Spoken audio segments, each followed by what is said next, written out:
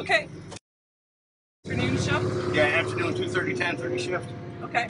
And what's the conditions of the roads right now? Well, the conditions are pretty good. We've been on them for 2 or 3 days now. With the blistering temperature, what it is, a little bit of salt out there, it's actually kind of working, surprisingly. But they're still slippery and slick on intersections, and especially in the side roads, so motorists got to be really concerned about that and take the initiative to slow down. Okay. It's not a speedway out here.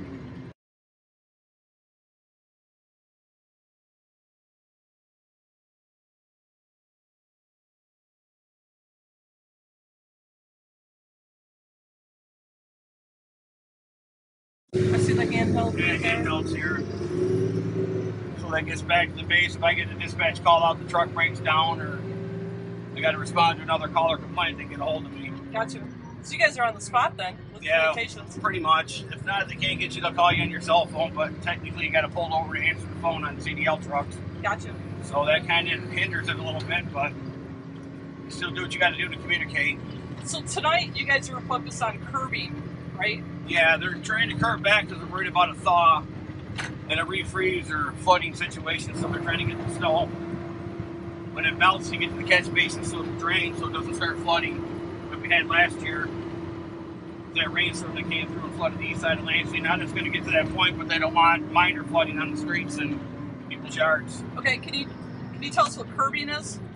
You push the snow back to the curb face as far as you can get it back to open up the catch basin drains, so the water will run into the sewer system. How long have you been driving? Been in the city 18 years, plowing about 23. Wow, that's awesome. So what can we do as citizens to help your job and also all the plow truck drivers out there in the city that are trying to clear our streets? Well, the best thing to do is give us the space we need. We get tied up in traffic trying to cut between our backs, cut around us. It's tough to watch what's going on in front of you, worried about traffic coming around the side of you, because your distance change, I may have to do a quick lane change, or something jumps out in front of me and I need an escape lane. And with although there's cars there, I can't get out, and it's going to cause an accident situation, which many have been put in that situation in the city, and it doesn't usually fare well for the automobile. Okay, and do you get like blind spots behind the truck too?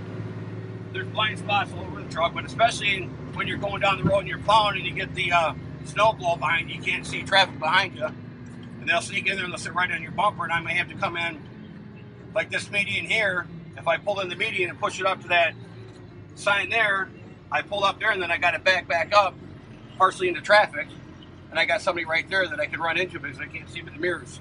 Okay. I got to be at least a couple car lengths behind there. If you can look in the mirror, I got to have at least 2 lengths back to see the truck back there in the mirror. If you sit a bit, I can barely see the one car. Okay, so visibility is important to the truck drivers. Very much visibility, exactly. And I don't think the general public realizes how many blind spots there are, especially when you get the adverse conditions with snowing. I got frozen windshields, got the wipers going, and I got blind spots and frost in the windows. So at nighttime, you get very limited. And with the car bouncing around, the only time, most of the time, you see a car is when you start seeing light reflections from headlights behind you. Gotcha. So what about, like, I hear you guys get like some trees sometimes, like on the trucks when you guys are close to like the residential areas. How is tree trimming important for your job? We can see this one right here. This one's sticking out over the lane.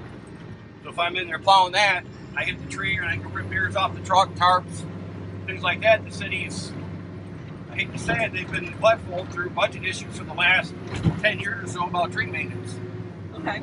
So that helps not catching those trees. Exactly. They've neglected the tree trimming through the years. So, I mean, it damages the truck. So, I mean, it's kind of catch-22. I understand about the money situation. But then again, you pay for it on the backside. Okay. So, as driving here, I saw a lot of parked cars on the streets. And how is that affecting how you guys maneuver doing the residentials? Well, parked car situation is... number one, if there's 2 cars parked simultaneously on the road and across the street from each other, I can't complete the block. I got to back up. Now it puts me in a bad position as a plow truck driver. It's not really safe to back up half or 2 blocks down the road to get out of the situation. So I take the opportunity of hitting the pedestrian or another car or something to that effect. So the cars in the road create more dangers and more obstacles for the drivers and the general public. Do you have to redo that route because of parked cars too? Depending upon the street, you may put it on the note that it's got to be redone. You try to check it maybe later when you're done with your route, or you just skip it and somebody's got to come back out later and get it. Okay. So, correct me if I'm wrong, there's 440 miles of streets in the city of Lansing? I believe it's like 444, but they consider it lane miles. So if you, I might be wrong, but when you look at a lane mile, this is 2-lane road right here. So that's counted as 2-lane miles for every mile. Okay. So that's, I believe, how they do it. So, but technically, you still got to plow every lane mile in the city. Okay. And the lane miles are broke down into majors, trunk lines, which is state trunk line site in Oakland, Main St. Joe, Homer, Howard, things like that. They come out of the state budget where the state pays us to maintain the roads and plow the roads. Then you start getting into the city Lansing secondary roads like Pennsylvania, Miller, and all the other stuff that fall into the priority 2s.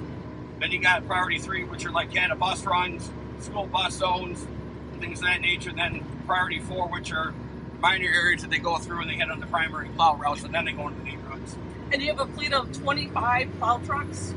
It's actually more than that, I believe, but it's usually about what they can get in at a time. It's about 25 drivers per shift to keep going for a 24-hour operation. Okay. And how have you guys handled this emergency that we're under right now? I just came in yesterday from being off, so I really can't answer that, but from what I see on the roads and stuff like that, it looks like they did a pretty good job actually this time. Absolutely. We look pretty clear. And the nice thing about the colder the snow, and this is easier to plow, it's lighter, fluffier snow, and it's not hard to get it off the curb easier. So you get the heavy snows where it rolls up into balls and stuff like that. When you get to corners, intersections, the trucks just can't push that amount of heavy weight load. So really, if it's a really heavy wet snow, it really slows down the amount of time that the driver takes to do a route. It can increase it by 4 or 5 hours per route based on the heavy snow. And then you also have to contend with the icing too, with salting when you can apply it with salt trucks, correct? The salt is really not effective at 20 degrees or colder, but you still got to put a salt sand mix down to try to get them traction and stuff like that. But if you get it down to like this, the salt will get on the road, it'll embed itself into the snowpack. Then when the sun comes out, traffic starts getting in and starts keeping the road temperature up. It's kind of pre-treated and it'll start working when the temperatures start coming up. It's like today, you can see that it was cold last night when they put it down, but you can see traffic tracking and breaking the snowpack down into the slush. Don't hit it.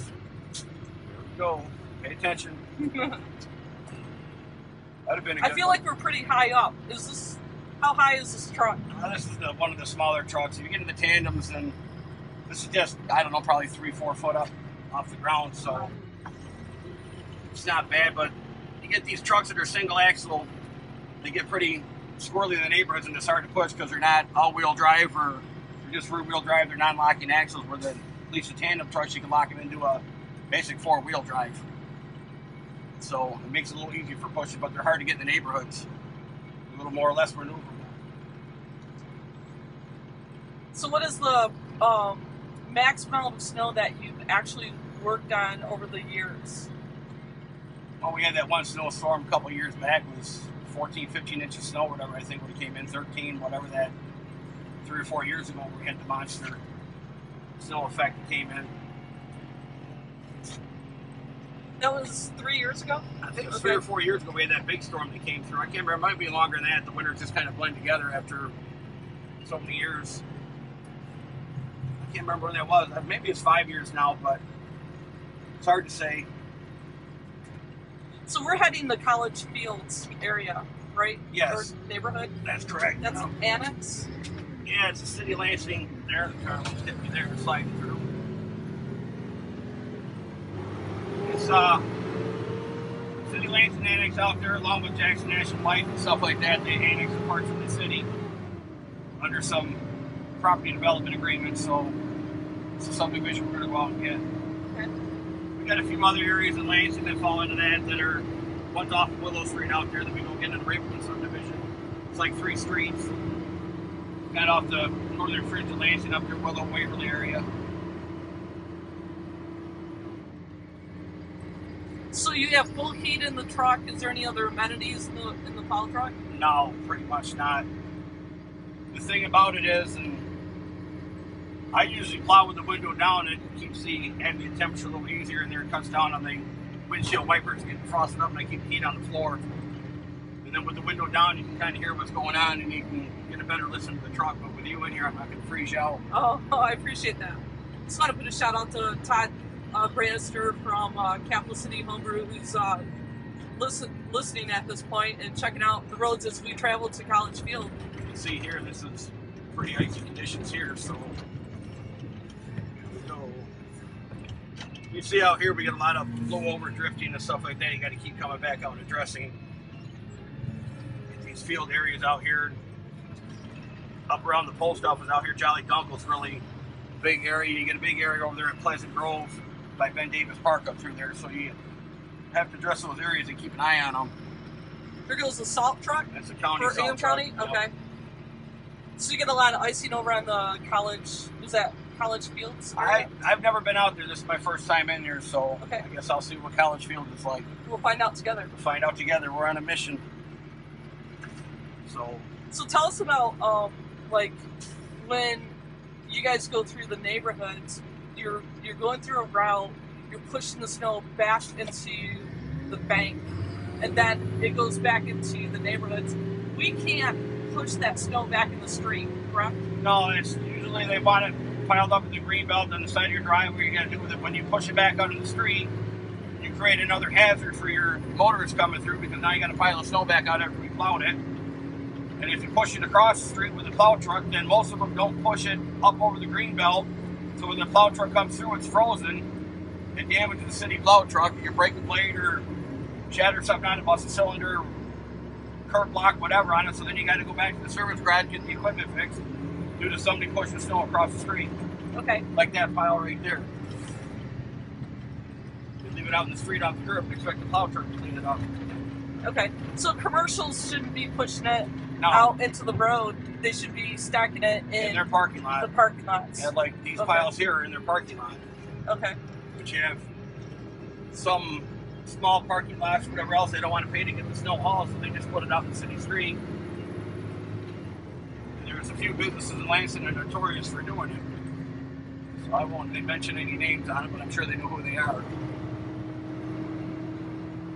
I think what we want to do is find out what we can do as citizens to help cooperate and do our part in clearing our sidewalks and our driveways and so forth, and making it easier for you guys to do your job and working together. And a lot of it is just knowing what to do. And that's why we're doing this ride along today, to just educate ourselves and see what it's like on your perspective, and just educate us from your point of view. Well, I'll give you guys a pointer and a tip. As the average homeowner, if you're complaining about the plow truck that comes down and puts the snow back in your driveway that you can't handle and shovel, if you go on and shovel 10 feet down in front of your house each direction and remove the snow from the road 6 or 8 foot wide by 8 or 9 foot wide, when that plow truck comes by, it's going to minimally put a smaller amount of snow in the bottom of your driveway, which you can handle. And it's not going to be one of those snowpack things you get stuck on trying to drive through. It's a lot easier to handle the snow before it gets packed. Right. So that's your aspect to make it easier on you, but what would make it easier on us drivers is if they remove their trash cans from the side of the road. If garbage pickup's not there, remove it. Basketball hoops that people bring out, put in the green belt or in the street. At nighttime, when you got a lot of snow on the ground and the trees are all covered in white, you got a basketball pole sitting there, there's just a little tube sitting there with the basketball thing. It sneaks up on you, you don't see it, and then next thing you know, you got a mirror ripped off the truck. I've seen them go through windshields with plow trucks and things of that nature. So that really hinders the driver's ability to get the job done. And John Q. Public needs to understand that we're providing a service for them. They need to work with us a little bit to help us out. Yeah, absolutely. Because we're dependent upon you guys to clear our roads, and we want to be able to travel safely, to our destinations. We want to travel safely to our destinations too. I mean, knock on wood, it's been 18 years and I haven't had an accident here. And I mean, I'm not saying that it can't happen, but you got to be on your toes. And statistically proven, I probably should be in one sooner or later. And if you look here, This road here is not mine, but the lane's blown over. They didn't cut the full lane back to the turn lane. That shows you how much blowing and drifting you get here. Yeah, we're getting that a lot today, though, right? Yeah, with the winds. Got to be getting closer to College Field out here somewhere. So is this a city street right here? No, this is County Road. Okay. Here's my cell phone, which I can't answer, so it'll go right to voicemail. So there we go. So, but no, it's an interesting thing, and I mean, Lansing's got a lot of roads that are gravel, dirt roads, no curb, so it's kind of hard to find the edge of the road without people putting markers out there, reflectors. So for a driver like me, with most of the roads being curved, the driver will go over the plow, and I'll show you in here later when we get to the subdivision, they'll bump the curb to find the edge of the road. But when you're in a road like this that has no curb, it's hard to find it, and then next thing you know, you're towards somebody's yard up 3 or 4 foot in the yard, and they're upset at the plow truck driver. Yeah. So if they take the initiative to buy some reflectors or some sticks and put along the road edge to mark where the grass starts and the shoulder ends, they wouldn't have those issues either. So the city goes back and repairs the yard damage that the driver created based on not knowing where the edge of the road is. But that gives us a good tip of what homeowners can do to stake out those markers to help you guys. It helps us out, and it also helps you guys out without getting mad at the drivers. And here's Hagedorn. Left turn, there's Ingham County waving at me. I think I'm one of them. Alright, here we go. So, left on Hagedorn and go up here to.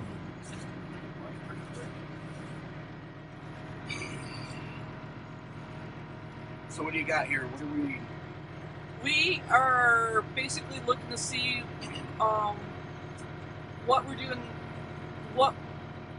we're in transit to our route, and just checking out what we're going to be doing to plow this subdivision. And other than that, enjoy the ride. I mean, this is your show. Here's a prime example right here, a mailbox. Mailbox is there, snowplow truck comes by, this mailbox knocks it down. So, general public in some areas, people have super old 20, 30-year-old mailboxes. The city knocks over, they want the city to repair it and fix it for free. So the city's got a pretty liberal repair on mailboxes, which it is what it is. But sometimes, you know, there's a life expectancy on what you expect. So I mean, if you want to protect your mailbox, put a little shield up or something like that to keep the snow over the windrow from knocking it over, pushing it down. I mean, take a little bit of responsibility. Yeah, that's a good point. Thank you for sharing that too. I mean, and the other thing is too, I grew up out in the county. When the plow truck come through, if your mailbox was 3 foot away and the mailman couldn't get to it, mom and dad handed you a shovel and said, go clean out the mailbox. You know, people in the city of Lansing have got to the point where they think it's the city's responsibility to take care of this, clean up the turn lane a little bit. Okay, so we're starting to get into College Fields right now and cleaning up the curb. Right, the curb. So if you see here, the truck and the plow system doesn't do a very good job on curves. The belly blade really does a good job cleaning up the corners. Now I got to find the curb here. There, you feel right on the curb now? Gotcha. Good. Yeah, I can feel that. I'm a good 2 or 3 foot off the curb, but I'm pulling back now. So you can see a lot of drifting already in this area. Right here, I'm about 5 foot off the curb, and I'm pushing right up on it. And that's got to be how deep? That's probably a good 1.5 to 2 foot deep on the drift right there. It drifted that high. Yep. Wow. So you're pushing quite a bit of snow. Yeah. These trucks can push the snow, especially if it's light like this and I get traction.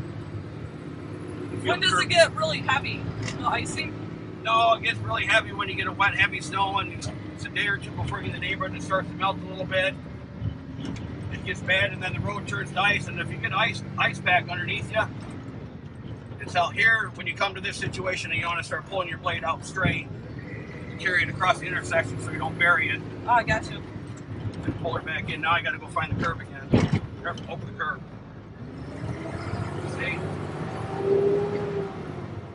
And right here is why we're here curbing. You see the steam in the road right Yeah. here? The holes, those are the catch basins. Okay. I'm trying to get the snow back to the curb and open up the catch basins, because if the road runs right now, water gets out, it's not going to get to it because the snow will block it from getting it. They just keep on flowing down the road. And if it repuddles and freezes, then you got an ice rink. And we need that because we need those open because of the melting, and it could create more flooding. Exactly. That's why they want to be able to get the water to drain, and that's why we're in here. So catch basins pretty much will expose themselves in bad weather because of the breakdown of the leaves and the other organic material they're breaking down, create heat in the process. So here we go with a pile of people bringing their snow out of the driveway and putting it across the street. Okay. They shouldn't be doing that then. Okay. You know, but they got really nowhere to put it there when they hire a plow company to come through. Here's the sidewalk. That's somebody's walkway, so I'll try not to bury that. Okay, so you lifted it and carried it over. Oh, gotcha. Try not to bury the sidewalk entrance.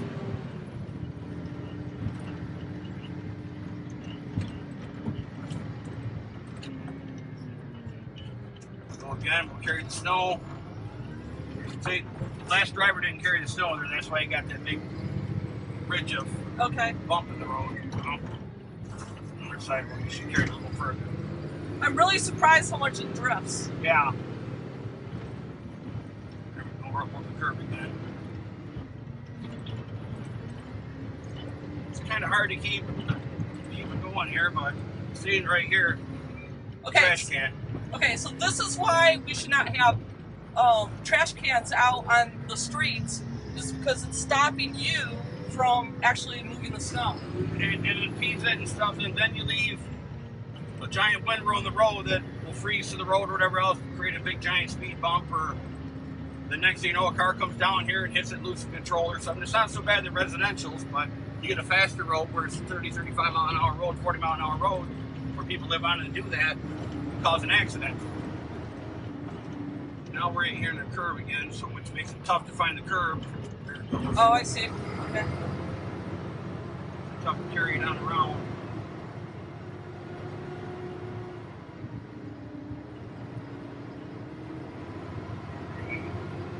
I'll show you our logic here. I'll pull the blade out, try to keep that open. I'll take the snow across the street, put it here. Now here where it gets tricky. If I don't pay attention to what's going on, I come to this situation, I got the car right behind me, I can't see. You look in the mirrors, directly behind the truck. So I got to back up now and hope like nobody snuck in there, trying to get around me for the corner and do a T-turn. And the safest way we do a T-turn is to go into opposite facing traffic. That way we can control the lane a little bit, stop traffic, back up, do our thing. And if cars would just give us the leeway to take this 30 or 40 seconds of inconvenience to turn around, everybody's safe and they're on their way. So now I just do a T-turn, reset, and I'm going to try to find the curb here as I swing. See, I found it. Drop back down. And here's another thing that your mailbox. The mailbox is here, and what people don't realize is there's a setback for the mailbox, okay? It's supposed to be so far back behind the curb face, not sticking out in the road. And when the mailboxes get brought too far out to the road, the plow truck will hit them, or when you start getting a big giant pile of snow, it'll push it back over, break the post, because actually they're not supposed to be right to the thing in the mailbox out the road. It's supposed to be back where the mailman can reach out and put mail in the box. So that's the other thing people need to do, and I would think if you guys in your neighborhood thing would go get the actual specs for what the post office recommends for mailbox to be off the road face and post that for the general public, that would be more than helpful for them. You see this? Yeah, too close. See how close it is? If I'm on the curb, I'm actually going to hit the mailbox. So at nighttime, I come through here, mailbox is too close, I'm going to take that out. So now I got to curve my truck around, bring it away from the mailbox, which now I leave a pile of snow to their mailbox they got to retake care of. So that mailbox there got too close, they took the door off.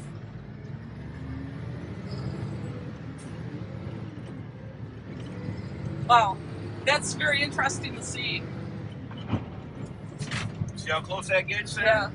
So when they get them close to the road, they're on the curb line, and it slows me right down on this side of the road.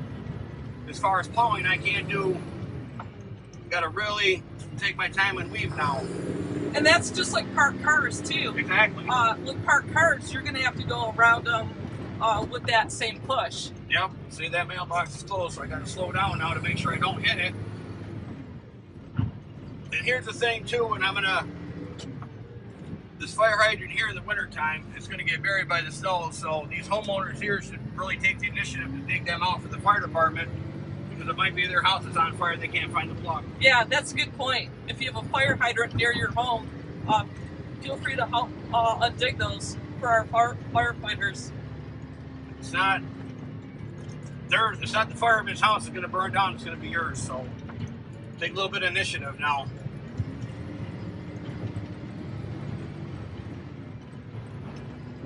You're really dodging these mailboxes. So you just got to weave, and that's kind of the situation. And I'm not, you see here, this guy's got the markers here.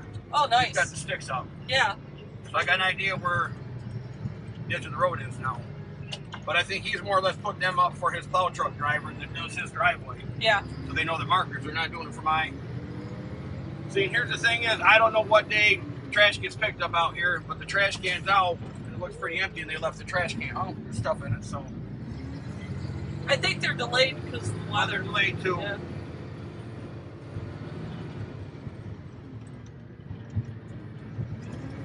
See, every mailbox I kind of weave around a little bit, which I don't want to take the chance of hitting them. Yeah, you got your job cut out for you. Here's that catch basin here. So.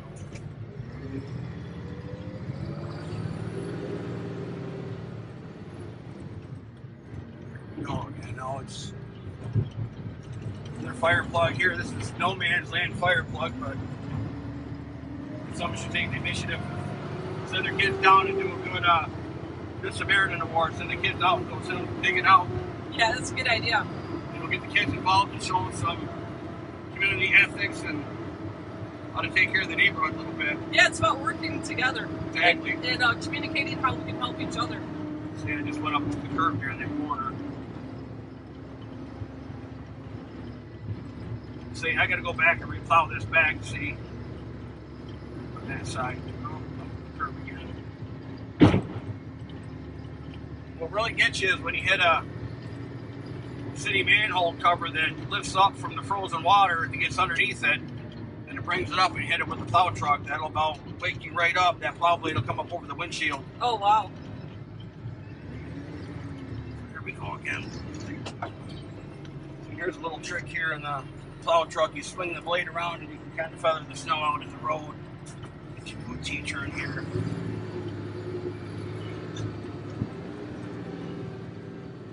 Back around with you a little bit.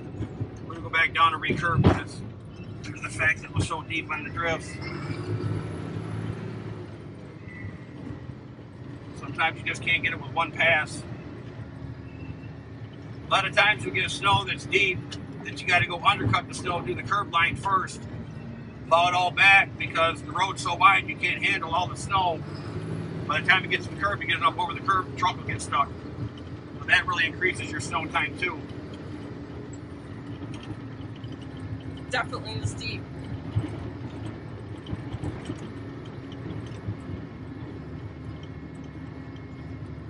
Right here, so see how that branch is sticking out now? Give it another couple years, that branch will be hitting the trucks. That's why it's so important to trim those trees. Exactly. These trees here are small enough yet, they're not branching out, but give them a little bit of time. I know trees are pretty, I like trees myself.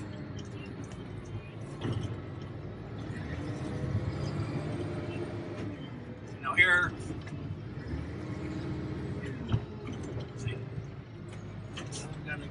so now I'll back up so I can get a straighter line on the curb line. This is where it gets tricky with cars, and then you can see the windows get fogged up and steamed. That's why I like the windows down, because it cuts down on them. But like I said, I got to guess it here, then I don't want to freeze. I appreciate that. But here's an example here. You got the city trash bags. The city trash bags are pretty delicate, so I want to go slow so I don't bust the trash open. Because if I bust the trash open, it makes it hard on my fellow city worker picking the trash. So it's kind of a catch-22. Oh, that's in a tree. Yep. You just hit a tree and another tree. But now we have a car in front of us. See, now that shows you how much space I got to give to the car. So by the time I go by this car to clear it and I can weave back in to grab, look how much road distance I missed. It's not plowed. Right. So that's where that one car might be 20 foot long. By the time I get around and clear, you're looking at 40, 45 foot of road that's not plowed. Yeah, and you're leaving that pushed snow there. Yeah. Okay. There's a catch basin right there. See it? On the corner. So using the catch basins for just general knowledge of people in the city, that if they do run into a street problem, flooding, and they want the catch basin, if they find one, usually, rule of thumb is, the catch basin on the other side of the road is usually pretty close, opposite direction. So if they do run into a situation where it's flooding and they want to go out and take care of it, clean the leaves off it, whatever, and you got 4 or 5 inches of water in your road, that's what you kind of look for. Where should they be putting those garbage containers? If it's garbage day, they should be on the road, but if it's not, in my driveway still. But see right here, car parked here, you can see the imprint of the car. One car sitting there, you can see how much space, and that car being there, the road wasn't plowed. And that's about 4 to 5 inches. But you're looking at what, 60 foot of road that's not plowed. Yep. So now that's why we got to do our part by taking cars off the street. So now I got to come in, and I got to back up, because I don't want to come back around. Pick the blade up, and then get closer to the curb. Now I take a chance of somebody being behind me again, right in my blind spot, and backing into them, because somebody parked a car on the street. So what happened is, by that person not doing their job, they put me in the position of getting a traffic ticket, hitting a car, getting a fine to do my job. So there's more of a domino effect that goes on just in the car parked in the road. So now with that car parked there, if I hit somebody, they're out, damage to the car, they're deductible. I'm looking at a potential moving violation, traffic fine, whatever else. I'm not saying it's going to happen, but those are the consequences from somebody else's actions that I got to pay. And I'll tell you, this is a hard job. I mean, you have a lot of obstacles that you have to go around between mailboxes, trees, garbage cans. They dug out their, you can see they kind of dug out their fire hydrant right there. Oh, nice. Well, this gives us quite a different perspective about what it is like from your point of view and all of what goes into actually clearing the roads. See, so here's the plow truck thing now. So I'm saying now, in order to do this, I got to come through and I got to push all their stuff away from here and get it down there. So now, what's unfair about this, if there's somebody else that lives down and they got a driveway, and you push your snow and I come through, I push all your snow now in that other person's driveway. It's being displaced down the road. Exactly. So now I got to carry it down the road, but it ends up in somebody else's driveway unsuspectedly.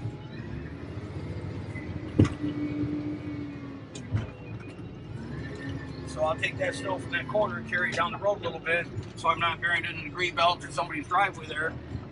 Hopefully I didn't leave too big of a window over there. Let's see what we got there. That's not too bad that I left behind. See, by carrying the snow back down around the corner, I don't leave it on the intersections. And here I go. So I can come back here now. Drop her down, swing the blade out a little bit, pick up that little bit, come here, and as I go around now, I start pulling the blade back that way to bring the snow back to the other side of the blade. Gotcha. And I pretty much can clean that intersection up a little bit. So now you see what I got here. That's a lot of snow. So now,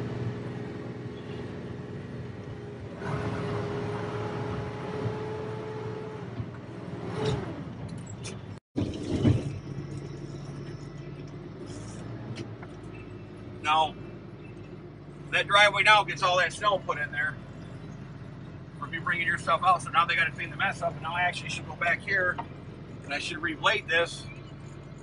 You can see, because I still got snow on the road, since I had to knock the pile down, start back over again, and we'll see what we actually leave at the end here at the road. the unsuspecting homeowner that got trapped in by the snow. So they're not really pushing those out of those driveways. You're not pushing it far enough over. Well, technically, they're not supposed to put it across the road, period. But then when they do it, they don't push it far enough up.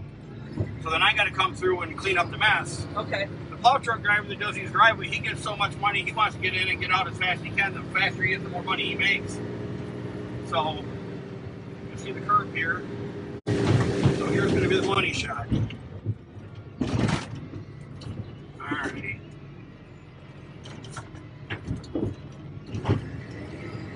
Let's see what we got here.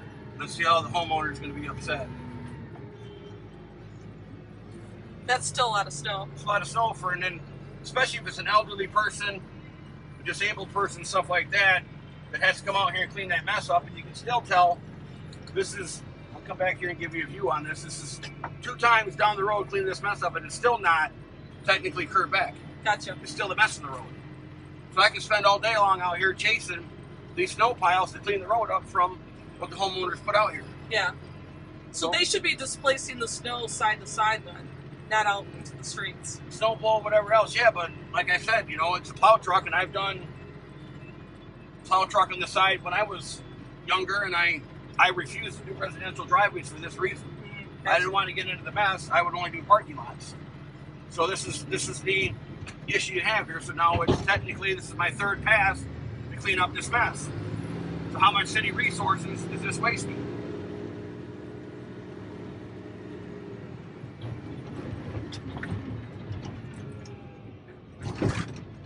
Now the street's clean.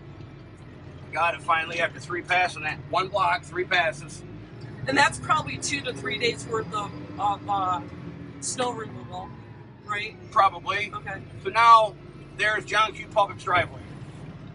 So all that snow was displaced. All that snow was down displaced at the next driveway. And put in the next driveway here.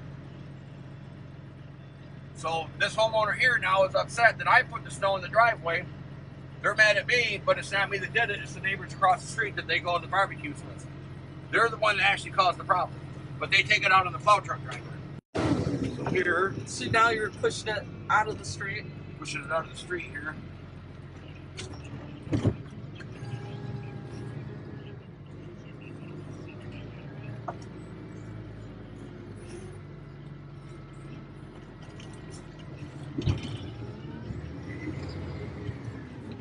As you can see, it gets pretty time consuming on a driver. If I got to do this whole entire street, this adds half hour, 45 minutes. Right. To this plow route, and I think people would be more than happy to get their streets cleared that much faster if you take 31, 32 truck or 2 routes done faster in a day. So that means, what, 5,000, 6,000 people actually get the neighborhood plowed faster? By just something simple as this, is people doing their part. Yep.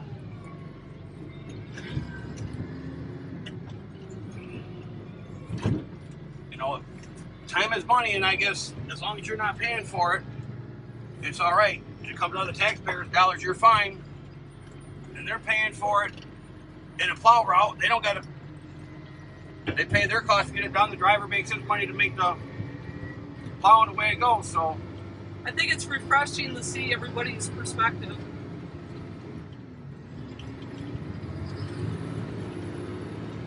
You're still pushing a lot of snow. yeah. And if you caught that right back there, the snow was so heavy, the plow just slipped out and pick up this block again like I did the last block. So I mean, I can keep looping the block going around in circles, but I just want the public to realize just how much of an issue it is here and get an actual real-time perspective of what we got. So now you see all the snow here back out here. I'm right back to the same chasing my tail again as I was the last block. So you're going over this again? Again, to get it back to the curb. Okay. So here we go again. Back down. And here's an issue we got here is the field, DEQ, has to put down the silt barrier to keep dirt from getting in the waterways, whatever else, in the construction site, whatever. So then that makes it that much harder to get the snow over, because now I got a 1 or 2 foot barrier to get the snow over to get it over the curb. Without ripping that. Without ripping it down. Exactly. Yeah. So.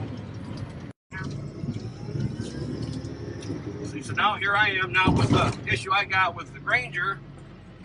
If I come here with that pile of SnowPlow in the corner, now I inconvenience the Granger driver that can't get in to get his container because of the SnowPlow I got to move down here and pile somewhere. So it truly is a dominoes effect. It is a domino. So I don't inconvenience him, so now they're going to call up and say I buried the dumpster. They want the city to come out and clear the snow so they get their dumpster out.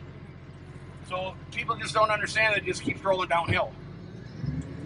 Well, hopefully we can make everybody aware of everybody taking a part and doing their part. You see what I'm saying? There's so much here I can't get it. I'm just rolling on top of it. So the snow blade is not hitting the road then? It's lifting up over the snow. Okay.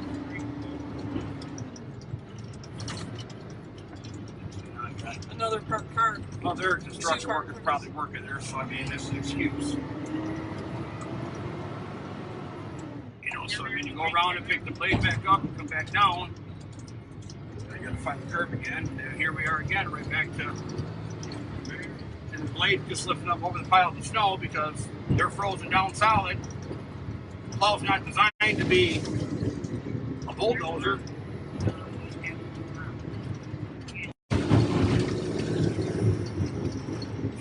Fight back there. Here we go now. Here's the driveway again. Bury the driveway. The alleyway, whatever, I'm gonna go back in the dress now.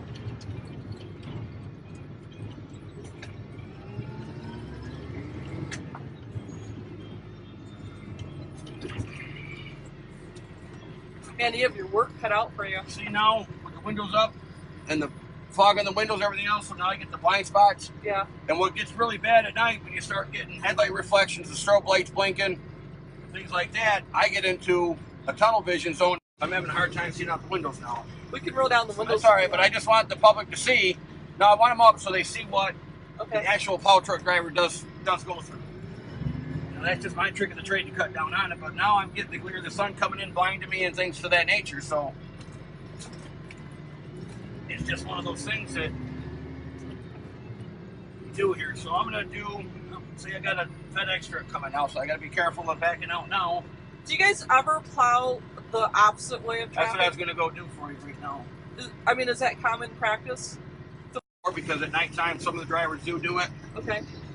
And especially if it's a narrow street or it's a lot of cars out there or a short block, they might do it instead of having to go all the way around the block to pick it back up. So if it's like a one block thing, I'm not going to drive all the way around 2 streets to come back and pick up a one-way block.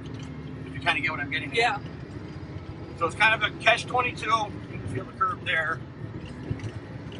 You know, but the driver, when they do this, they're really got to be on their toes quite a bit to really look out for cars and stuff like that, and then stop and give the cars the courtesy to go around, because technically I'm probably in the wrong at this point. This is what we do sometimes. It's unavoidable, so then pick up the blade.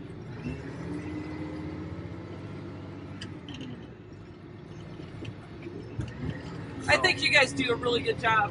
And I think we need to really appreciate all the hard work that you put into clearing our roads, and a new perspective of how much work goes into this, and how we can really actually help by doing our part. And I think that's the whole reason why we're out here, is seeing that from your perspective and communicating how we can do better.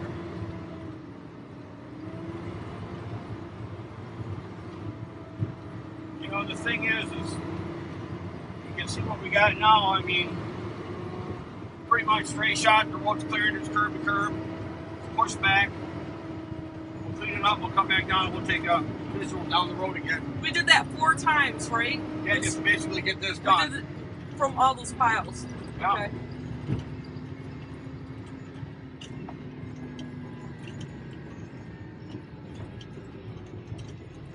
So now here's, like I said, now you can get the visual here. Now look out the windows. It's hot, foggy, it's hazy. So now I got a visual problem pulling to the intersection.